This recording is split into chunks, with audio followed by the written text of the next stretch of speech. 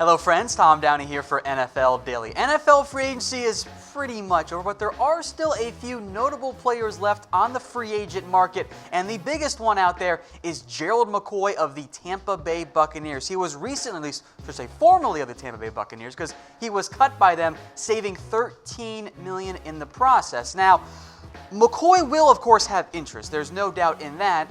But of course, McCoy is not quite the same player he was during his prime. You kind of saw some of the signs of regression, which makes sense. He's 31 years old. His 6-year Pro Bowl streak was snapped in 2018. But he can certainly contribute, I think, in a pretty notable way for multiple NFL teams. And at some level, I think 80% of the NFL has interest in him. Now, we're going to take you through 5 teams that make sense for Gerald McCoy as a possible destination. Of course, there are more than 5. We'll do some honorable mentions, but don't expect to get prime 2014, 2015 Gerald McCoy. But if you get 2018 McCoy, that's still pretty good, and that's a key addition at this point this late in the offseason. Now, of course, the Bucs picked Ndamukong Suh over Gerald McCoy, but which defensive tackle would you rather have? Let me know in the comment section. Type S for Suh, type M for McCoy. I don't think they're all that different at this point in their career based on their overall production. There are, of course, some strengths and weaknesses there that differ. I think there's a strong argument to go either way on that front, especially if you factor in that McCoy will probably sign for less than Suh. We'll get to my top 5, but first, some honorable mentions I did want to throw out there. The Atlanta Falcons, they could use some more depth on the interior along with a bunch of other teams. The Dallas Cowboys, this one has been mentioned, but the Cowboys don't seem to have much interest there, in large part because they drafted Tristan Hill in round 2. I've seen some people link the Chargers to McCoy, but they also just drafted Jerry Tillery in round 1, so depth, sure, but I think McCoy might look elsewhere. The Saints, Sheldon Rankins is banged up. You're going to rely on some other options like David Meta and Mario Edwards. They were my 6th team. And of course, the Philadelphia Eagles, they love adding defensive linemen. But we'll take you now into the top 5 here. At number 5 for me, the New England Patriots. Any veteran that gets cut, I feel like you have to include New England because they're always connected. They love adding veterans for a Super Bowl run. If a player wants to make one run at a title, you typically want to sign with New England. And the Patriots, when you look at their defensive line depth chart, they could use some more interior pressure. I think Lawrence Guy is one of the more underrated players out there. Mike Pennell, Danny Shelton are both good run stoppers. David Perry, Byron Coward, it's not that great. Now, what the Patriots, I'm sure, will do, as every team that has ever had Michael Bennett have done, kick him inside on passing downs.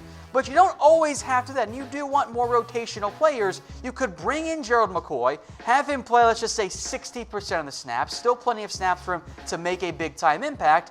You don't have to have him on the field every down for rundowns. You can keep Pennell in there instead, or Shelton in there instead. Now, the addition of Shelton, I think, does knock down New England just a little bit on this list because they do tend to prefer more of the run cloggers at the defensive tackle spot, but they certainly make some sense for Gerald McCoy. Number 4, the Seattle Seahawks, a similar but maybe lesser version of the Patriots in some areas. They certainly could use some more interior pass rush help, and they make sense as a fit for Gerald McCoy. 2 big red flags here. Number 1, or I guess maybe the biggest one, they have to save money long term. They signed Ziggy Ansah to a relatively team-friendly deal, but they have to pay Bobby Wagner. In theory, they're paying Russell Wilson so much money. Do they want to throw 5, 6, whatever million at Gerald McCoy, knowing that might impact them long term? I think it's a worthwhile investment there. And for Seattle, when you get out of their top 3 in terms of the defensive tackles, it gets a little bit dicey. Now, they do benefit from having Rasheem Green and LJ Collier, who can both kick inside on passing downs, and of course, we'll mention that for pretty much every team welcome to 2019 in the NFL. And Jaron Reed, by the way, I think under the radar, had a 10-sack season for Seattle. So it's not like it's a huge need on the interior, but Nazir Jones, Poona Ford are more run stoppers. Wouldn't it be fun on 3rd down to have Reed and McCoy on the interior? That's a really good 1-2 punch, even if it's only for 60% of the snaps of the game. So I think Seattle there, maybe a bit of a sleeper, I think makes a lot of sense for Gerald McCoy. Now, speaking of Seattle, and Seahawks fans, I know you might not like this, every year there are 4 teams at least who made the playoffs the previous year and missed it the next season. I think you have to mention Seattle as one of the possibilities there. So will they make it back to the playoffs? Type Y for yes, type N for no. I know we got Seahawks fans on the channel. I'm sure you're going to type in yes. I also know we have 49ers fans here. I suspect you guys are going to type in no, but let me know what you guys think in the comment section. Number 3, and if you had asked me this 3 days ago or whatever, I probably wouldn't have put the Cincinnati Bengals on here. But now the report from ESPN that the Bengals do have interest in McCoy, and when I thought about it more, it actually does make some sense. And yeah, you can kick Carlos Dunlap in on the inside, Jordan Willis maybe a little bit too, Kerry Wynn. But the Bengals do have a need for someone to play, I'm going to keep throwing out that number, that's 60 to 70% of the snaps. Andrew Billings is not a pass rusher or an interior penetrator. He is a run stopper. So on second downs, or at least most second downs and pretty much all third downs, you want someone who can rush the passer more. That fits really well, and imagine a front of Geno Atkins and Gerald McCoy on the interior.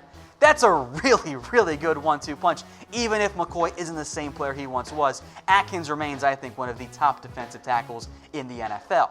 The big red flag here for the Bengals, why they're only number 3, how much does McCoy want to win this year? The Bengals might present a good opportunity for McCoy to come in, sign a 1-year deal for, let's just say, $5 million, even though it's very un-Bengals-like to make a move like this at this point in the season. But to sign that 1-year deal, have a good, productive season as the second best defensive lineman, if not third best on that roster behind Carlos Dunlap, probably is third best there, and then cash in next year for more money and maybe even a better spot. But the Bengals probably aren't going to be very good this year. Let's move to number 2. I do think there's a bit of a drop-off here from 2 to 3. Number 2 is the Indianapolis Colts. Now, the Colts have some interest in Gerald McCoy, but I'll also make note, they have not been a team to invest a ton in free agency. They did, of course, sign Justin Houston, but they focused more on the draft. But hey, we're after the draft now. And McCoy, I think, would be a fantastic fit in the Colts scheme. Now, on the interior, they have Margus Hunt, who they like. Grover Stewart's a good backup nose tackle. Danico Autry had a pretty solid year for the Colts. And Tyquan Lewis, a former second-round pick of Ohio State, has some inside-outside flex. Jihad Ward's still on the roster. But again, passing downs. Pull Margus Hunt out of there. Go with Justin Houston, Margus Hunt, or Autry, McCoy, and Sheard, that makes a lot of sense for passing downs there. And we know that Matt Eberflus comes from the Rod Marinelli coaching tree. Well, McCoy and Marinelli, although they did not overlap, there is some similarities in the types of defenses they've coached and played under in their NFL careers. Now, we mentioned the Patriots earlier, and the Colts, too, I think fit into this category as teams that have, realistic or not, Super Bowl expectations. So let me know in the comments section, what is your Super Bowl prediction? Is it the Patriots again, the Rams again? Let me know in the comment section. And if you're getting wild with it, maybe you're putting in our number 1 team, the Cleveland Browns. Now, the Browns have long been linked to McCoy. There are even trade rumors around McCoy and the Browns, which I never really fully bought into because McCoy had a $13 million cap hit. That's a lot of money to pay for a guy that had 6 sacks last year. And of course, McCoy's a good player.